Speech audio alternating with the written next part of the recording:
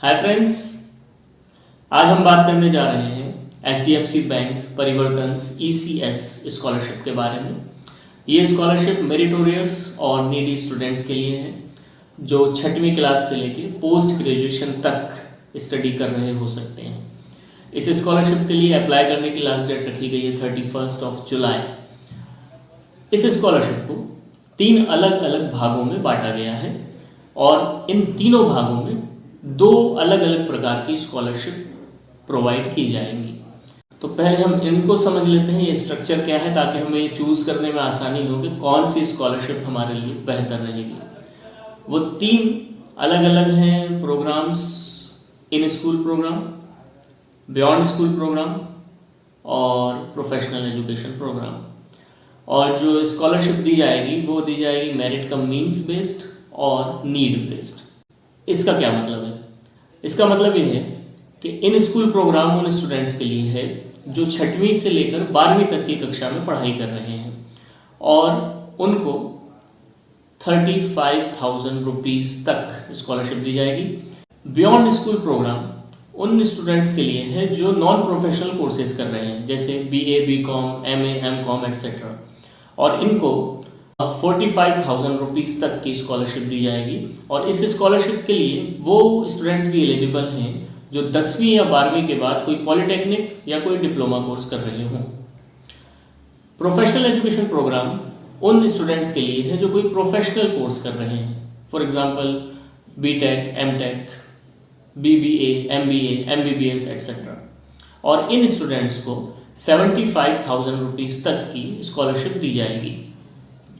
अब merit cum means based का क्या मतलब है और नीड बेस्ड का क्या मतलब है?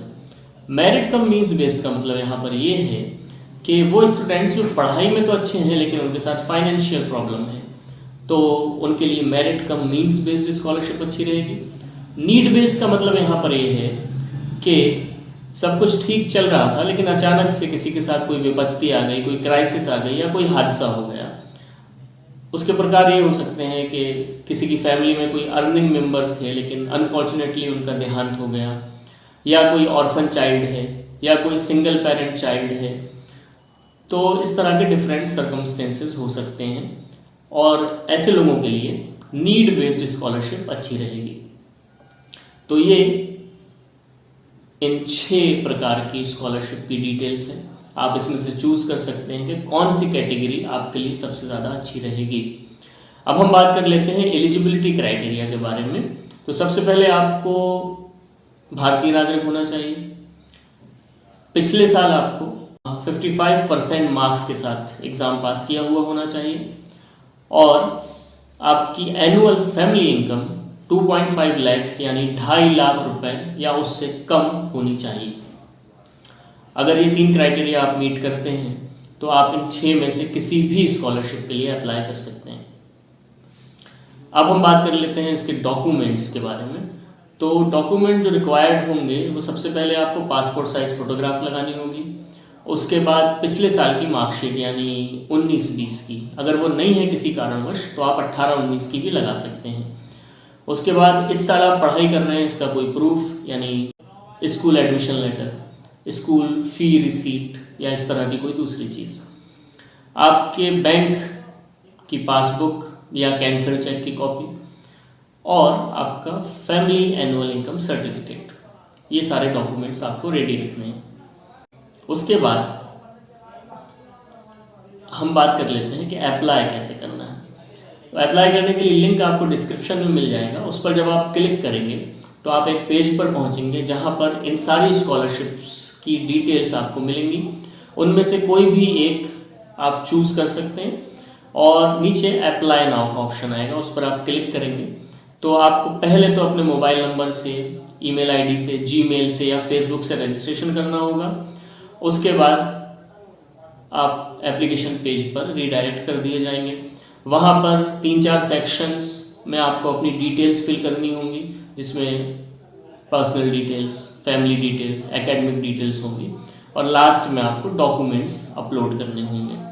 यदि आप नीड बेस्ड स्कॉलरशिप के लिए अप्लाई कर रहे हैं तो इन सारे डॉक्यूमेंट्स के अलावा एक डॉक्यूमेंट आपका बढ़ जाएगा, जो होगा क्राइसिस सर्टिफिकेट, यानी कौन से प्रकार का क्राइसिस है आपके साथ। फॉर एग्जांपल अगर किसी पर कोविड का प्रभाव हुआ है तो कोविड सर्टिफिकेट लगेगा, किसी के साथ अगर क्रिटिकल इलनेस है तो मेडिकल रिकॉर्ड लगेगा। इस तरह का सर्टिफिकेट आपको लगाना होगा अगर आप नीड बेस्ड स्कॉलरशिप के लिए अप्लाई कर रहे हैं। बस ये होने के बाद आप प्रीव्यू पर क्लिक कीजिए तो आपको एप्लीकेशन प्रीव्यू आ जाएगा। आप पूरा पढ़िए कि मैंने जो जानकारी दी है वो सही है, यदि सही हो तो फिर सबमिट कर दीजिए। यहाँ पर आपकी एप्लीकेशन समाप्त हो गई। अब इनका सिलेक्शन प्रोसेस क्या है, तो सबसे पहले तो ये शॉर्ट लिस्टिंग करेंगे, यानी मेरिट के आधार पर और नीड के आधार पर कैंडिडेट्स को शॉर्ट लिस्ट करेंगे और उसके बाद शॉर्ट लिस्टेड कैंडिडेट्स का फ़ोन इंटरव्यू होगा, जिसके बाद ये फाइनलाइज कर देंगे कि किनको स्कॉलरशिप देनी है। ये पूरी डिटेल है इस HDFC परिवर्तन ECS स्कॉलरशिप के बारे में। आई होप कि आपको क्लियर हुआ होगा। यदि कोई बात नहीं समझ में आई है तो आप कमेंट में पूछ सकते हैं और याद रखिए कि 31 जुलाई इसकी लास्ट डेट है। Thank you very much for watching this video. See you in my next video.